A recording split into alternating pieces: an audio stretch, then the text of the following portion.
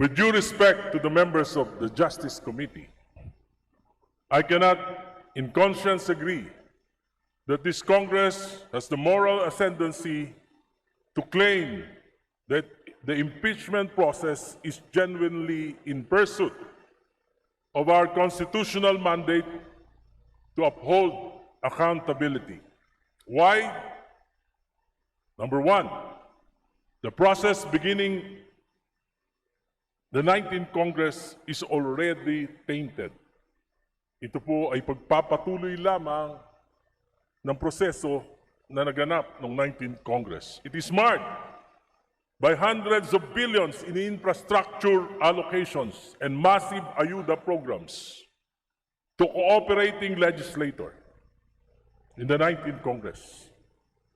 The allegations of maleta and paper bags of cash during the impeachment process in the 19th Congress, hindi pa po ito naimbestigahan at hindi pa nare-resolve. One of the prime movers of the impeachment in the 19th Congress is Saldico, who resigned and left the country. Nakapagdududa. Dahil yung mismong nangunguna sa impeachment process ang siyang may hawak ng bilyong-bilyong pondo na nawala, nadala sa mga alokasyon, nadadala sa mga flood control at anomalous projects. Maraming mga pahayag na nakakabahala, ngunit hindi natin ito iniimbestigahan. Kung susuriin lang natin ang mga allocations sa mga distrito ng mga legislators na aktibo sa impeachment process noong nakaraan, at marami pa rin mga aktibo ngayon, in particular in the 2024 and the 2025 national budget, magugulat tayo sa laki nito. Even in my opponent in the last elections, the 2025 elections, publicly admitted that she signed the impeachment of VP Sara Duterte in aid of allocation. Natatakot siya na hindi siya mabibigyan ng pondo kung hindi siya pipirma sa impeachment. These circumstances put serious doubts. Is this accountability or is this about political leverage? After the impeachment vote in the plenary, let us examine the status of the four later release allocations. Let us see if this correlates with how members will be voting in the 20th Congress. Yung bumoto ba ng yes, maririlisan?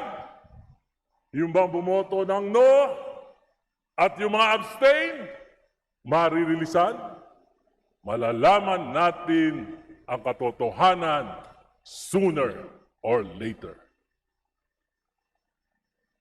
Ang impeachment na ito ay maliwanag na disenyo ng Marcos administration, hindi para malaman ang buong katotohanan at para panagutin, kundi upang pabagsakin ang kalaban sa politika at upang makalusot sa pinakamalaking nakawan sa kasaysayan ng bansa.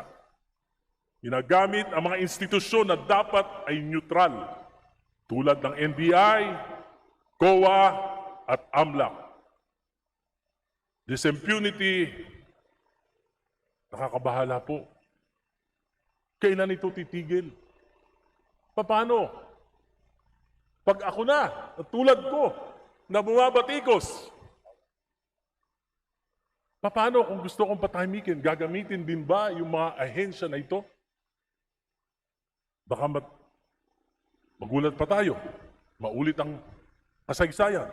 Magamit ang mga institusyon para sa pagpapanatili sa kapangyarihan. Naganap na ito. Nagmalabis. Si Pangulong Duterte, maraming inapi. Katulad ni Congresswoman Laila de Lima. Ako, dahil ako ang kauna-unahang nagsalita laban sa war on drugs, tinanggal ng Duterte administration ang alokasyon sa aking distrito. ginipit. Spalit, kung ginawa ito ng Administrasyong Duterte sa kanyang mga kritiko,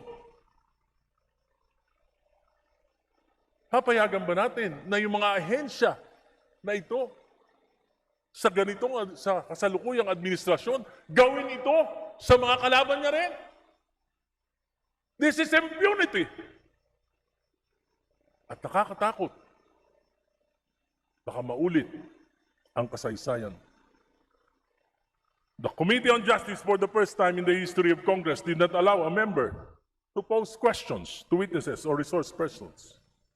Hindi ako nagkaroon ng pagkakataon tanungin ang mga kadududang pahayag ni Madriaga at iba pa. Dahil hindi ako miyembro. Wala po ako natatandaan sa 5 kongreso na dinaluhan ko. Kahit hindi ako miyembro, nakakapagtanong ako. Ngayon lang, dito sa Justice Committee. Alam ko po, maraming galit kay Pangulong Duterte. Sapagkat sa amin po sa Caloocan, ang daming collateral damage ng war on drugs. Nanindigan ako dahil sa pagmamalabis na ito. Pero ngayon, hindi ko naman papayagan na dahil si Duterte lang, magmamalabis tayo para apihin siya. Kung gagawin natin yon, anong kaibahan natin kay Duterte? Hindi parang si Duterte din tayo. We cannot be loud against the Duterte, but silent against Marcos. There are clear signs of abuse, of misgovernance, or cover-up of corruption that cause our country and people economic distress. Today, inflation has reached 7.3%. Habang kumakain tayo sa masarap at maraming putahe dyan sa South Lounge, nagdidildil ng asin ang ating mga kababayan. Habang abala ang administrasyon na pagtakpan ang mga kalokohan at supili ng mga kalaban, hirap na ang ating mamamayan. Mr. Speaker, I will not be swayed by allocations, by power or loss of it, by fear or threats.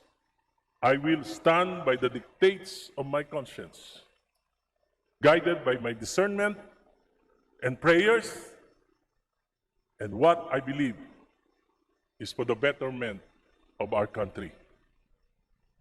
Kasaysayan ng husga kung sino ang umaatras sa laban at kung sino ang nakikipagsabwatan.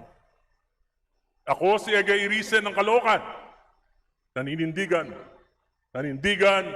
nung EDSA 1, nanindigan nung EDSA 2, lumaban kay Duterte sa war on drugs, 40 taong lumaban sa mga political dynasties, lumaban para kay Noynoy, para kay Cory, para kay Mar Rojas, patuloy na lalaban sa Administrasyong Marcos hanggang hindi nito masusumpungan ang katinuan. Maraming salamat po.